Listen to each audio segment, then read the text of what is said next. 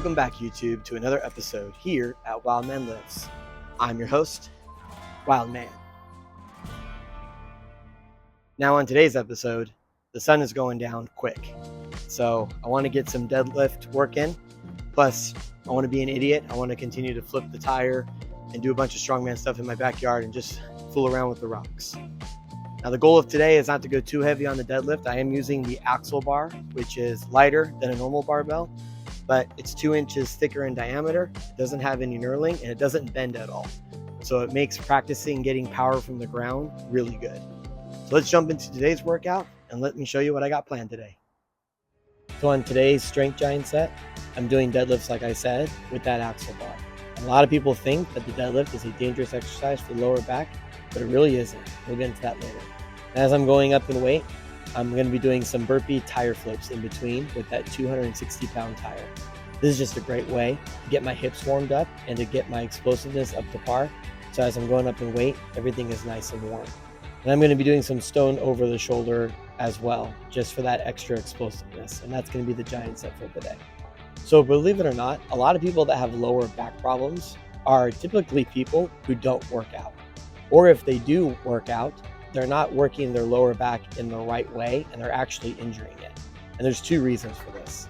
First reason is for the inactive folks. The inactive folks that don't go to the gym at all and just sit and walk and just kind of move around life in a normal sedentary fashion, they're not going to have the muscles or the stability that's going to be conditioned when they actually sit down funny.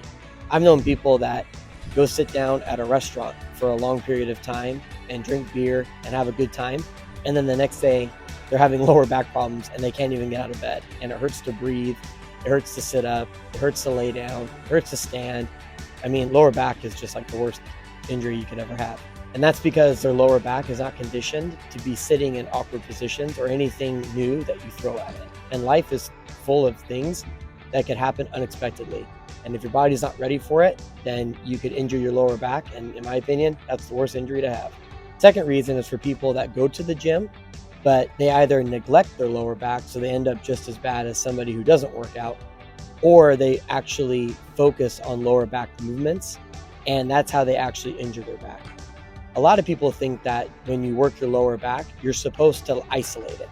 So getting on some kind of machine where you can bend down and then lift back up and you're targeting just that lower back, they think that that's a good exercise to do. And in my opinion, that's the worst exercise to do, because a lot of muscles like your biceps, your quads, your triceps, that requires flexation and relaxing.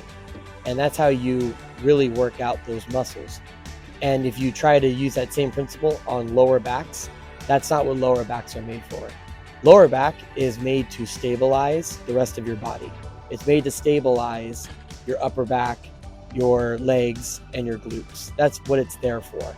So when you isolate that and actually treat it like a muscle and you're actually using flexation to get it strong, it's actually going to hurt your lower back more than help your lower back. So one of the best exercises to do, believe it or not, is the deadlift. The deadlift actually is a movement that if you do it correctly, your back stabilizes your glutes, your hamstrings, your quads, and your upper back so that you're able to pull maximal amount of weight. And you'll notice it's not flexing like a muscle. It's there just to stabilize those big muscles that you need to use. So doing the deadlift is a great way to work out your lower back, because it's not going to be flexing it like a muscle. It's going to be working the stabilizers of that muscle. And that's what your lower back wants to do. It wants to stabilize all the big muscles in your body. This is why when you hurt your lower back, like when you sneeze funny or step off a curb funny and your lower back goes out, that's the reason why you're pretty much bedridden. Like you can't use your legs or your upper body because your lower back is stabilizing all those big heavy muscles. If you want to do exercises that absolutely work those lower back stabilizers, deadlift is a great example of what to do. And there's many other exercises out there, which we'll get into in a minute.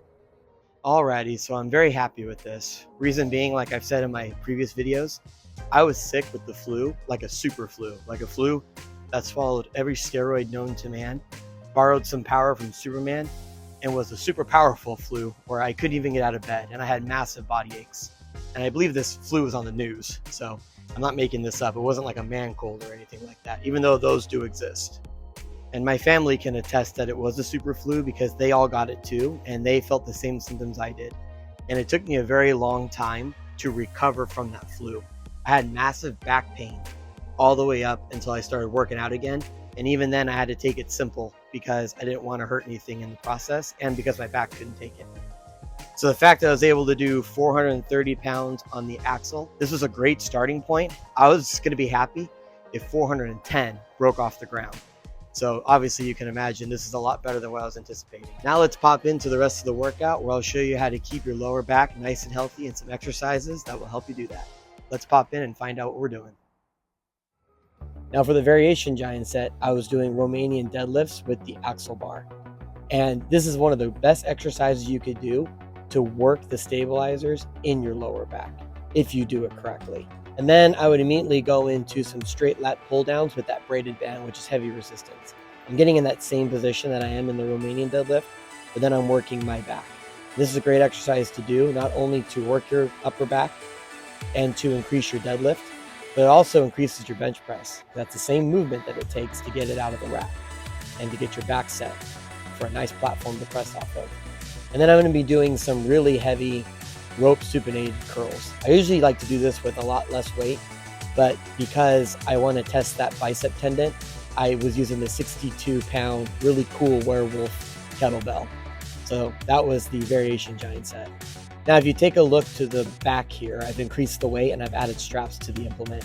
And you can see that I'm not really using my lower back. I'm using my lower back to stabilize the weight. What I'm doing is I'm pushing my hips back and my butt back. So that's going to give me some really good glute activation and some hamstring activation. And likewise, when I descend up out of it, then it's also going to work that posterior chain in my upper back. And the lower back is doing its job. And it's going to really increase the stabilizers in my lower back and help me lift heavier on the deadlift, which, as we know, is a great lower back workout because it works the appropriate stabilizers. The key with the Romanian deadlift is to make sure that once you get it up to your hips, is to lower it down as close to the ground as you possibly can to maintain that tension. So it's almost like doing deadlifts for reps. But what you're trying to do is you're trying to really push your rear back so you could get more activation. Now for the accessory giant set, I was doing stubborn curls, which is a great exercise to do if you're just trying to finish off the biceps. And since my biceps took a heavy beating with all those deadlifts and Romanian deadlifts, I was finishing them off. And then I also did my hitchhikers, which, as you know, I love to do hitchhikers for shoulder health. And Nordic hamstring curls, which is a great exercise to finish off your hamstrings and to work that explosiveness and to do some more explosive push-ups as well, which was great to finish off all the burpees that I did today. And we're done. I had a terrific workout tonight, and I hope everybody learned something new, and thank you for joining me tonight. I'll see you next time. Thank you.